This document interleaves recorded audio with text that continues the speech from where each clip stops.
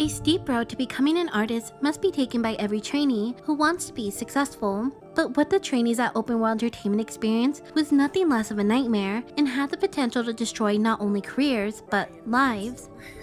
Hi everyone, and welcome back to Midnight Theories, and if you're new here, welcome to Midnight Theories. Today I bring you the Open World case of 2012, a scandal that completely turned the entertainment industry upside down.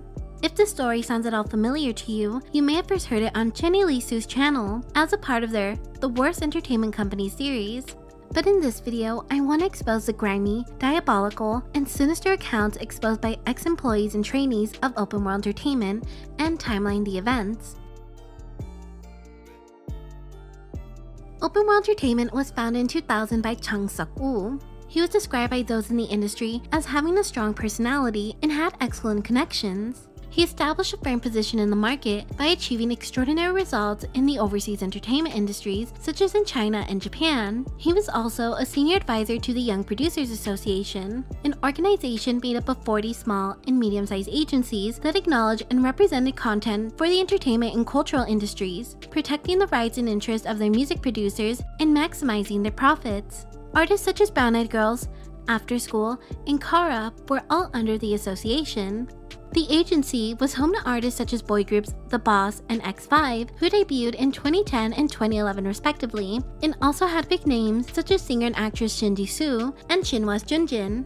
During this time, Open World was also in charge of Shinhwa's overseas activities and trademark, and at one point, the company almost signed a few of the members of Kara during their contract dispute in 2011. The company was flourishing and expected to rise in the ranks of some of the biggest companies in the industry, but it all came to a stop in 2012 once the CEO Sinister's actions became known to the public. In early 2012, rumors circulated in the music industry of a well-known CEO demanding favors from young women who aspired to become singers in exchange for a position in the company's future girl group. The unnamed CEO would invite unsuspecting young women to the company late at night after all his employees went home. He would promise these girls success in the industry to lure him into his office where he would take advantage of them. There were other claims that the CEO ordered his male idols and colleagues to participate in the same actions in the company's practice room where he would watch from his office through the surveillance cameras. It was said that the CEO was a member of a multi-organized gang with undisputed power within the entertainment world. His victims who chose to leave the company could not fathom reporting the crooked CEO as long as he ruled the entertainment industry. In March of 2012, the Seoul Gangnam Police Station received various accusations against Open World Entertainment CEO. Once the police were certain that Jung was their guy, they received an arrest warrant. All they had left was to strategize how they would capture the 51-year-old CEO. Unfortunately for them, they would have to wait for him to return from overseas. On the afternoon of April 10, 2012, the CEO arrived at his office where he was arrested in front of his company's building. The police conducted additional investigation along with a search and seizure, all while sequestering Jung from the staff. Jung was interrogated for several hours before being transported to the Gangnam Police Station. According to an officer, they received numerous private reports that claimed Chaennie Lisoo used his position as the CEO to essay his trainees. In addition, it was rumored that there were over 20 victims. In a sensitive case such as this, a forensic team was dispatched to collect evidence of the crime. The forensic team searched the 5th floor and underground practice rooms where the essay was claimed to have happened. In the rooms, the forensic team found condoms, drug substances, stockings, devices, and videos. In addition, the police collected CCTV footage from Jung's office and his cell phone call history. The police also questioned the company's employees and talent to check if there was any more incidences. During the investigation, the police encountered shocking testimonies that corroborated the allegations. On top of the essay accusations, the police investigated the company's fund management, paying attention to the fact that Jung spent a considerable sum of money on a daily basis and drove a Mercedes-Benz and Audi. This would also determine the distribution of income to talent and what kind of investors they were. The day after the CEO's arrest, the company's website went down after Jung's atrocities, which had been secretly occurring in the agency's office for years, became known to the public.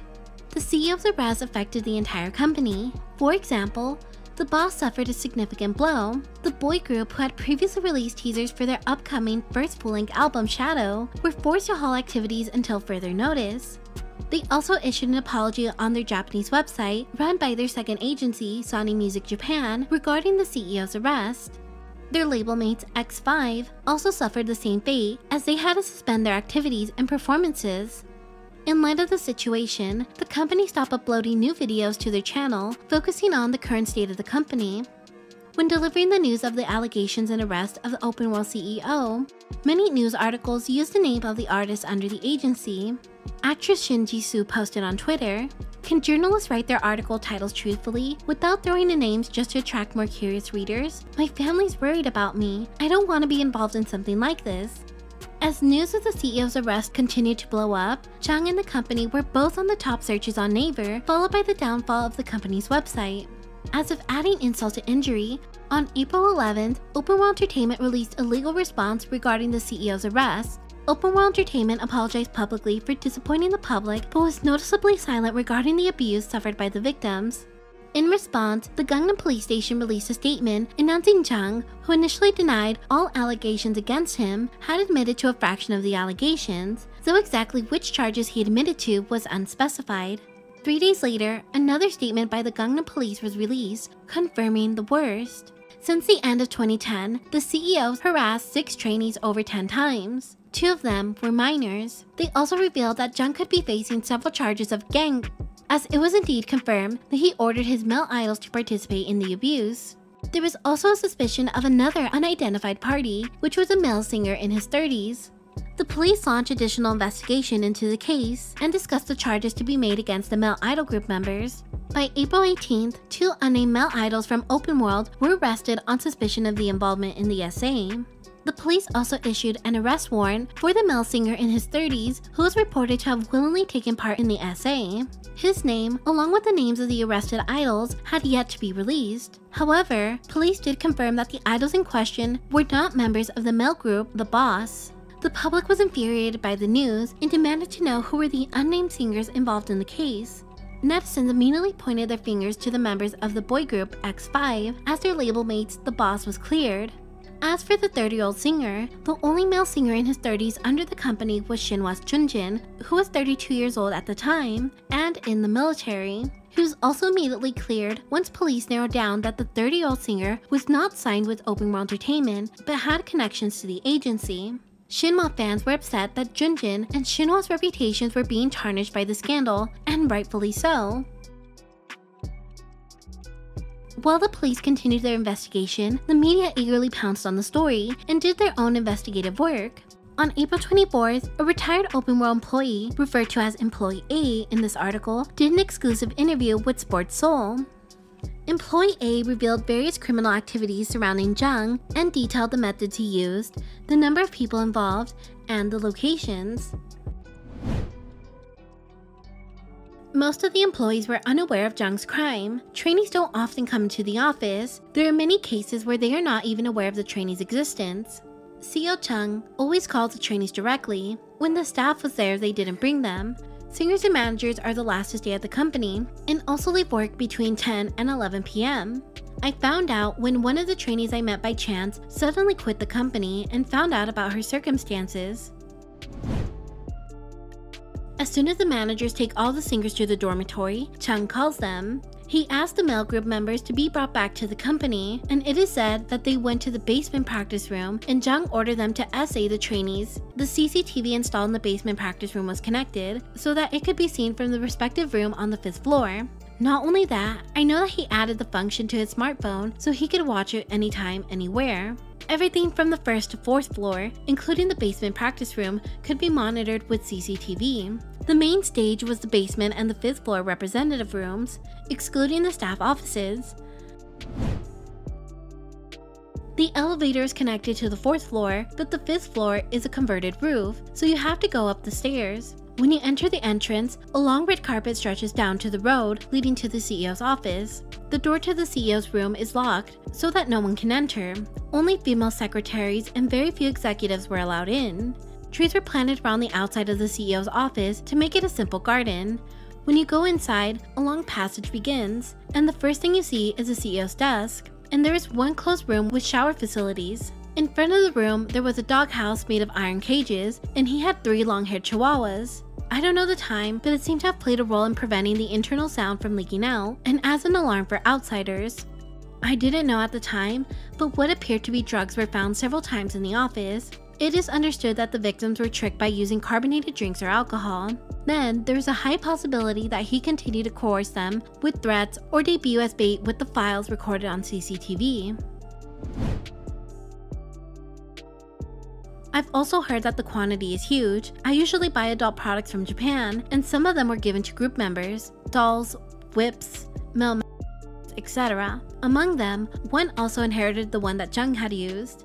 Employee A also described circumstances that led to suspicion of prostitution for the male idols under the agency. He said that he had mediated not only with domestic fans, but also with Japanese fans, foretelling a whole new set of controversies. There were many unpleasant things with the fans. Jung also used his company-owned van as his own. He took it out at dawn and mainly used it for private purposes, such as inviting Japanese fans to take a tour of Seoul.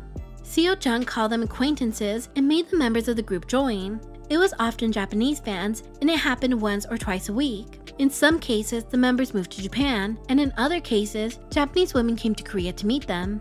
One member slept in a motel with a Japanese female fan and suffered the consequences when the woman posted it on her Twitter. At the time, the members stayed in the same room, but denied that they had sex. Meetings with domestic fans took place in the same way. There were many cases where women wanted such a meeting. It is not known whether money had been exchanged. It paid absurdly low. I worked nearly 18 hours a day. There were a lot of people who quit. Our CEO was covered head to toe with luxury goods. I don't know.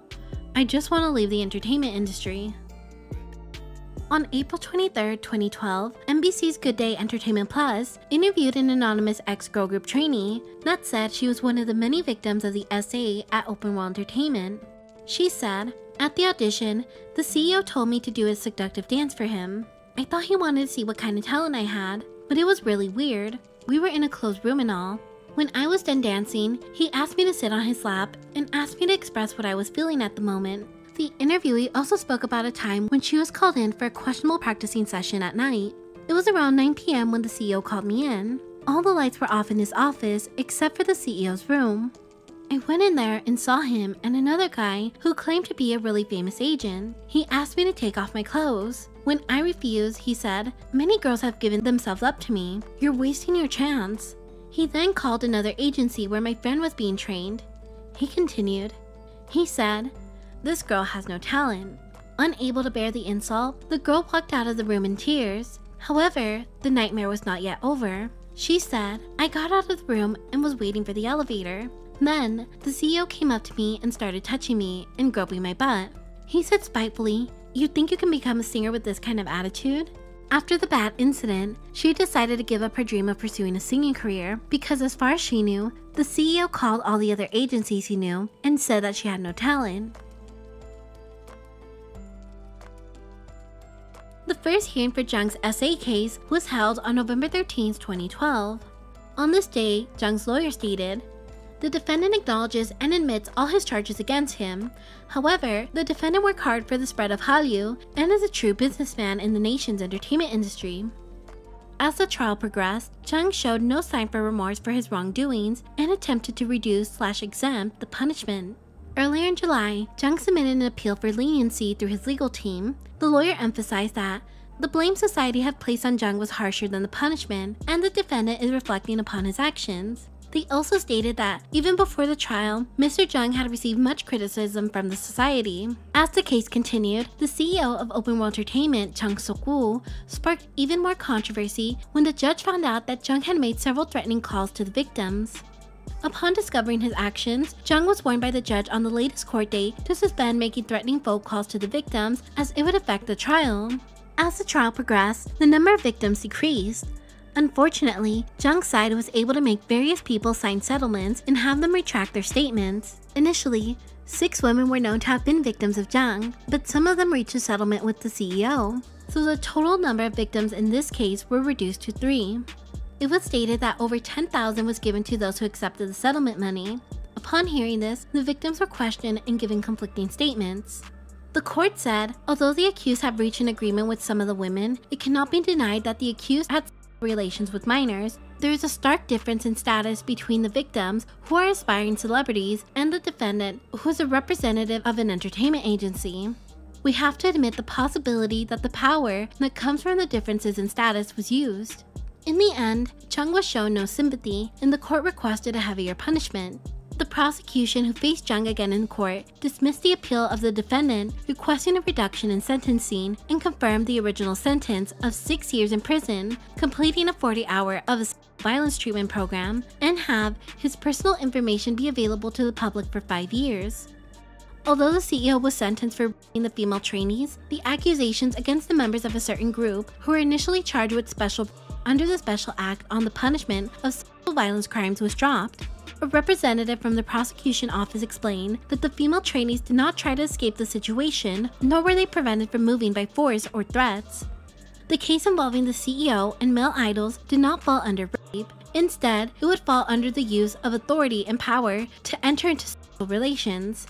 Since cases that fall under such category must be reported within 1 year of the occurrence, the prosecutors were not given the authority to indicate the CEO on the charges for forcing male idols to assault the trainees, as the time frame had already passed. What had begun as a horrific story had only grown worse, as each day brought not only more evidence of the repulsive crimes committed against women, some of whom were underage, but also evidence confirming the involvement and even supported willing participants of others. In light of the open world case, the Ministry of Culture, Sports, and Tourism revealed that they were determined to eradicate crimes rampant in the entertainment industry. The ministry made it their mission to look into all entertainment agencies to check whether they were involved in unfair practices against trainees, in cooperation with the Korean Entertainment Producers Association and the Korean Entertainment Management Association.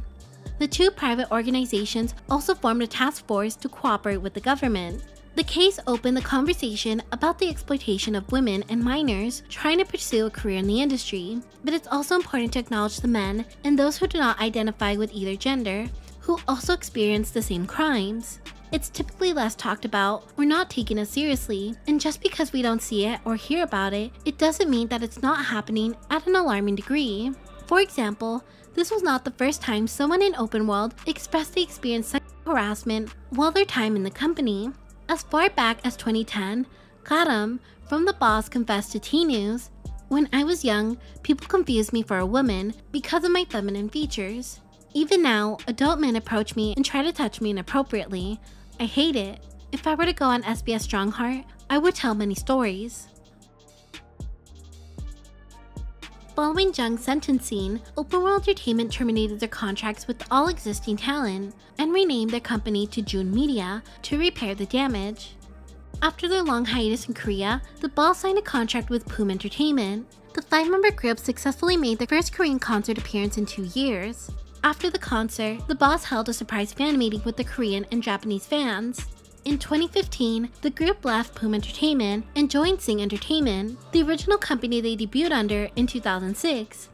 In 2015, X5 disbanded. A source close to the group revealed that all the members of X5 were released from their contracts 2 to 3 months after the police arrested the CEO. One of the members, Gun, was said to have quietly enlisted in the military on December 4, 2012 to begin his 2 years of service. The company allowed the boys to continue using their group name to continue performing, but only 3 of the members continued in the music industry. Haewon, Donghyun, and Jiwon debuted in a new boy group called Lucas in 2014. However, Jiwon and Haewon left the group in 2016 and 2020 respectively, leaving the music industry behind.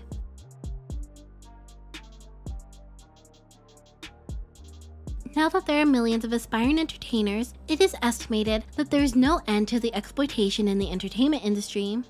Although many young individuals who want to pursue this type of career path are aware of the dangers of the industry, majority think these are special cases and think it won't happen to them. Some are even skeptical if this type of crimes even happen often. What are your thoughts on the Open World case or the exploitation in the entertainment industry as a whole? Leave your thoughts in the comments below. And with that being said, thank you for watching and enjoy your stay.